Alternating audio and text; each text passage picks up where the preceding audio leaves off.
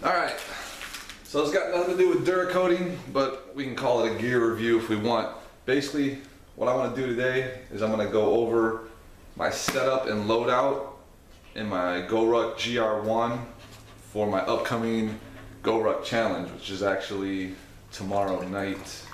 So I pretty much got everything set up the way I want it. I've been running with this pack a little bit, and I can tell you that it's heavy as shit. There's no joke running with this thing, it is heavy. But let's go through it. Start with the outside. Obviously GoRuck GR1, pretty much perfect size for this type of event. I think the GR2 would be a little bit too big, too much empty space in there, and the Echo and stuff would be too small. So on the outside, obviously I got my PT belt, that's where I plan to keep it. Got that one off Amazon, I think it was $8. Got my Danger Zone patch, because that's where I plan on being tomorrow night. I don't have anything in this outside pocket. I think I may keep my gloves in there when I'm not wearing them, so that's what that's for. Or I got these little carabiners set up here to where I can hook my gloves on if I want. These are light, so they're not really adding extra weight. One of the things I saw when I was watching some videos getting ready to prepare was somebody had a really good idea, and they recommended having some sort of handle on the outside of your bag, because you do a lot of overhead lifts, a lot of passing your pack when it's, you know, not on your shoulders. And other than the top strap up here, you know, you don't got anything else to grab onto. So what I did, I had this old paracord bracelet that I kind of made and never worn. I got a bunch of paracord and extra bracelets and stuff laying around, and it already had one of these like hitch anchor things on it. So I just added another one, and it actually ended up being the perfect size. It's on the bottom row of Molly, and now I have a nice, good handle. If I need to lift it, I can grab it with two hands and press it over my head or do whatever I want. I'm not just kind of balancing it, because the weight definitely offsets what you're used to if you try to lift this thing over your head. So this is actually really good. This is not a standard Cobra bracelet. It was like a side-by-side Cobra. I did a long time ago. I don't even remember how I did it, but it's nice and wide, and so it gives a really good purchase area. On the side over here, we were told by the cadre to bring, stand by, zombies are incoming. Alright, we can leave that alone. On the side over here, we were told by the cadre we needed a rigger's belt and load-bearing carabiner. He actually did disclose that it's for a rope bridge, so I'm looking forward to that. We'll see how that goes. But one of the ideas that came along with this handle is to use a carabiner on the side of your pack for the same reason. This is an Omega USA carabiner that I had already, and actually my hand fits really well in there. So if I ever need to lift the bag by the side, I anticipate this being another good handle. So until I need it on my belt for the bridge, that's where that's going to stay. Alright, on this side, I don't got anything there. They did just start selling the like waist belts that attach to the Molly over here on each side, and they wrap around your waist. They didn't sell those a couple months ago when I got this pack. Otherwise I would have bought one. I think they're 20 bucks. Those seem like a really good idea to keep the pack, you know, square against your back when you're rucking. Alright, so moving on to the inside. On the inside. First off, I got my Source 3-liter low profile bladder. I had this already inside of a Source Camelback style pack. I really like it, it's nice. I added I think this is the Storm valve, bite valve. One of them is a Storm, one of them is a Helix. This is the better one. This is the one that doesn't come with the bladder. This is the one that should come with the bladder, because this is the one you can bite down on. The other one pops in and out. This one also rotates to lock, and the cap is really good, because I'm assuming I'm going to be in a whole lot of salt water this weekend. Alright, so we'll move that out of the way. This I plan on just laying there. Every time I've ran with it, especially when it's full, it just lays there. The bricks and everything keep it snug. I saw a video where a guy had it like something strapped here and onto the back of the Molly on the inside of the pack to keep it from falling down, but mine doesn't really do that, so I don't gotta worry about it. Moving on, the infamous bricks. These things suck. All right, so I got 6 bricks, over 150, so you gotta have 6. Ended up getting them from Lowe's. I think they cost me about $4.50 for all 6 of them. I wrapped 2 at a time in Gorilla Tape, so I have 3 sets of 2. And then I went through and wrapped them again in Gorilla Tape all together to put all 6 together. Quite a bit of Gorilla Tape. I used the 1.5 and the 2-inch roll, not the whole roll, but the different sizes for the different types of taping you're doing. And then got the bubble wrap. Everywhere I've read said the bubble wrap or some sort of, hello Riley dog. Everywhere, okay, yeah. Everywhere I've read or seen videos on, the guys that have done the challenge say some sort of cushioning on the bricks is very good, especially, you know, when you're riding on somebody's back because they're carrying you, or they have this thing resting on the top of your head, or whatever it is, or just on your back in general, the cushion helps.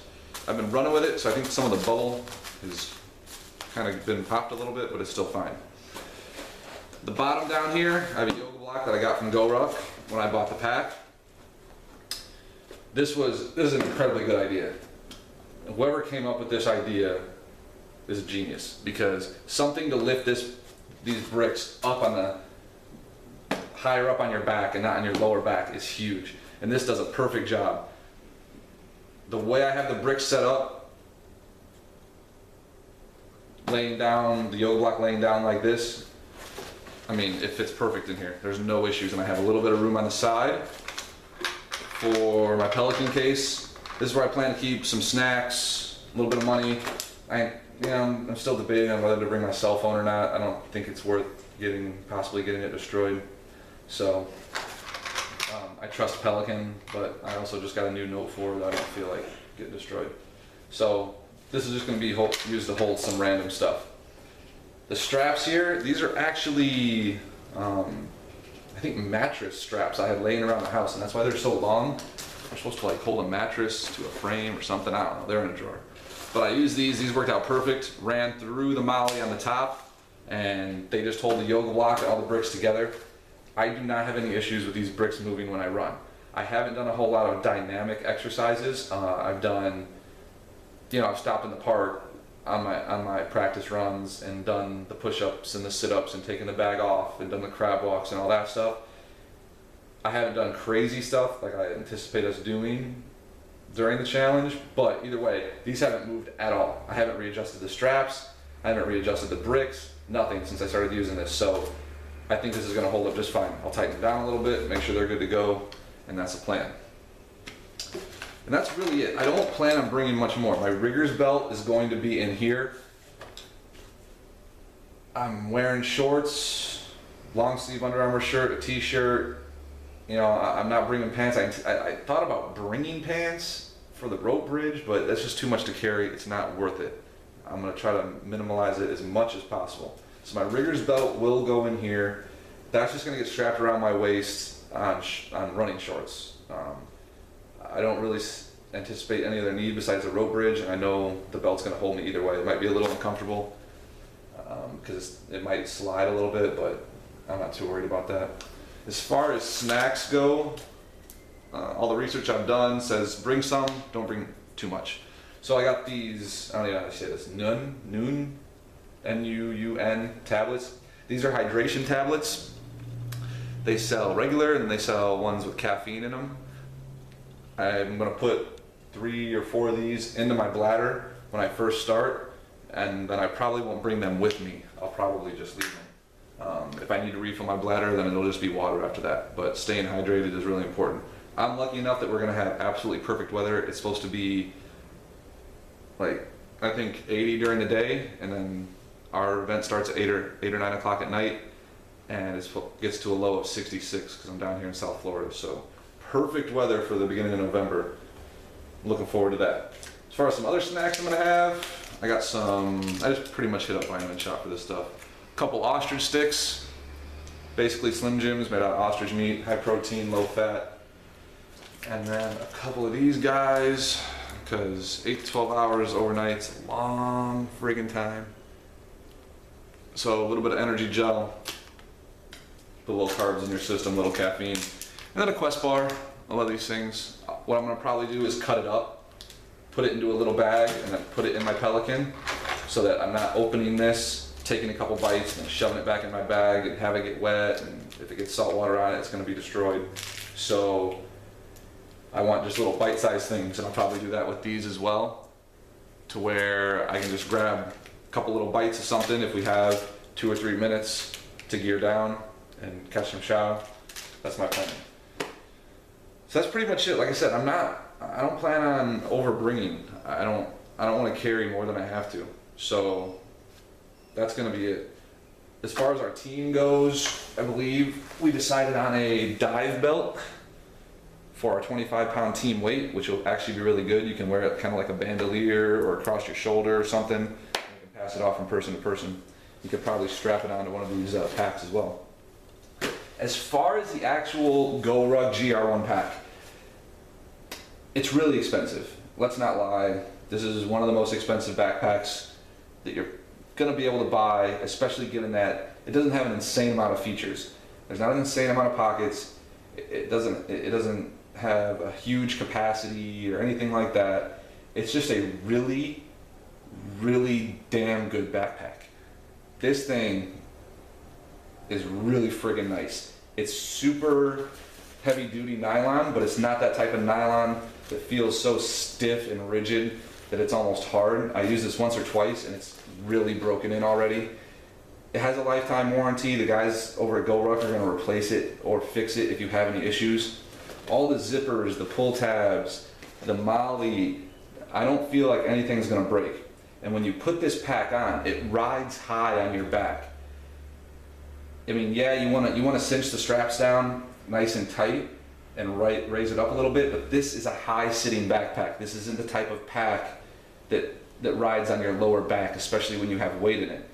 The guys, a couple guys that I'm going with, one guy's using one of these, and a couple other guys are just using regular packs. And when they put this on, they can noticeably tell the difference on how this rides on your shoulders. So whether you're using this for a challenge or a GoRuck event, or you're using this to travel or walk around campus or do anything you do a backpack with, it looks really sharp. It's sleek and simplistic, but you can tell it's got that kind of, you know, cool looking edge to it. And you know, it's kind of a go anywhere pack. It doesn't scream, I'm a tactical recon force marine ranger rescue diver on it when you walk around town, like some Molly packs do. But it also has a lot of features that those type of guys are looking for, with the interior pockets and the Molly and the additional attachments and stuff like that. So I think I've rambled on enough. If you have any questions, let me know. If I think about it, I'll do an after action review after I get done with the challenge. Probably not right away because I'm going to be tired, but eventually I'll let you guys know how it went. I'm really looking forward to it. It seems like a really good event. It seems like it's going to kick my ass, and hopefully I'll want to sign up again as soon as I get done. Thanks for watching.